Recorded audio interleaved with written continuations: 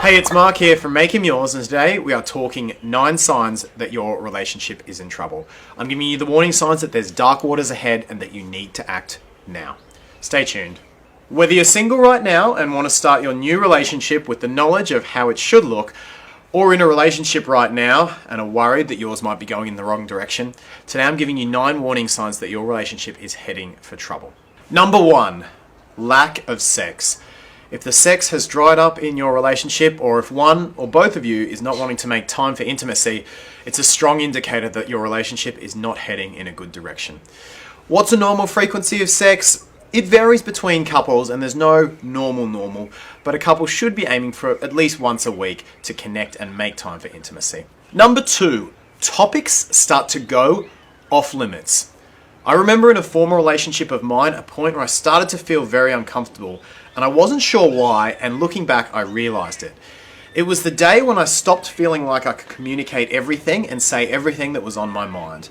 Now, why did I get like that? Well, I didn't do things perfectly. If I'd been braver, I would have just said it anyway. The point is though, if your communication has decreased and you're starting to feel like there's topics you've got to walk on eggshells around, or there's topics you can't communicate, it is a strong sign your relationship is in trouble. A good couple can always communicate everything. They can talk about every topic, whether it's easy or difficult, because communication has to be maintained in a good relationship. Number 3, you can't just relax and trust him.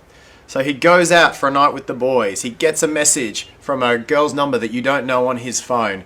And you can't just trust him and relax. That's not a nice feeling, and it's not a feeling that can continue in your relationship. Now, of course, there's going to be insecurities that you can address on your own, but what we're talking about here is intuition, where you just don't feel good. Something in your gut is telling you that something is off. That is a strong sign your relationship is in trouble. Number 4, your emotional state is entirely dependent on your partner and your relationship. Now, I talk a lot on this channel about taking responsibility for your thoughts and therefore taking responsibility for your emotions. It's important to remember that ultimately you are in control of these things. But to say that your partner will never affect your emotions is crazy, right? You'd have to be a psychopath to never be affected by someone else and to never have your emotions be connected to another person. The problem is when it gets excessive. You want to always ensure that you're sourcing a good portion of your emotional state and your happiness and your security from yourself, and that way it's going back and forth between your partner and you're forming a healthy relationship. Number 5, you're not friends anymore. So passion and sex are important, but so is being friends underneath it.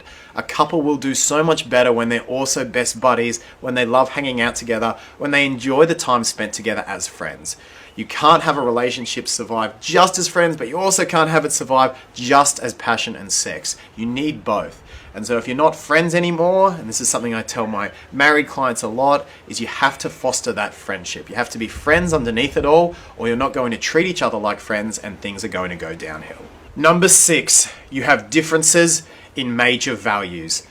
This is perhaps the saddest reason that your relationship could be in trouble and the hardest to deal with, because the fact is you can have wonderful chemistry and you can be very much in love with someone who isn't right for you because they have differences in their major values. Now, they want to live in the country and you want to live in the city. He wants kids and you don't, or vice versa. You have major differences in money, in health values, in religious values. When these differences are so fundamental that you see yourself and your lives going in totally different directions, it means that despite all the chemistry in the world, you don't have the compatibility to survive as a couple. Share your vision with him for what you want and ask yourself, can I achieve what I want in my life while I'm in this relationship? Have him ask the same question. If your visions are compatible, or if you can at least get them together with enough compromise, then you have a compatible relationship where you can let the chemistry foster and run it. Number 7, you have difficult conversations over text message. I always know when I'm on a discovery call with a woman and she's sharing a situation in her life with a man to me, that when she's telling me the story and the difficult conversations are starting to happen over text, that the relationship and the situation is in a downhill spiral. You never want to have difficult conversations over text. If he tries to start one, send him the text message back, not a convo for text. Let's chat, smiley face. Take it away from text message at all times. Number 8, your partner won't work with you. So I have lots of different women come to me, and many of them are in relationships themselves wanting to make things better. One of the questions I always ask is he willing to work with you? To be frank with you, I have some couples who come to me in pretty dire situations, and she works on it and he works on it and things get better. Whereas other women come to me with an incompatibility that may not be that major, but he's not willing to work on it or acknowledge it. And of course, what happens in that instance? Over time, it grows and snowballs. If the man is willing to work on things with you and take action into improving the aspects of the relationship, there's a real chance that that relationship can come good. But for even moderate or sometimes minor problems, if the guy isn't willing to work on them at all, and it's something you can't deal with, then it's a strong sign that your relationship is in trouble. Number 9, you spend more time unhappy than you do happy. What's the ultimate sign of a fulfilling relationship? How many days are you spending in it where you're happy? And how many days are you spending in it when you're unhappy?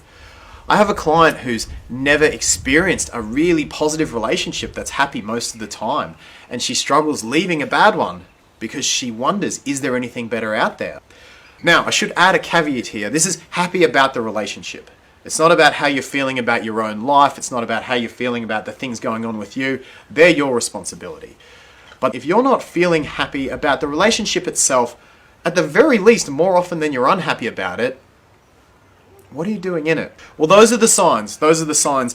They're not death sentence. You can work on these. And as I said with number 8, if your man is willing to work on this with you, a lot of these can be fixed, worked on, resolved.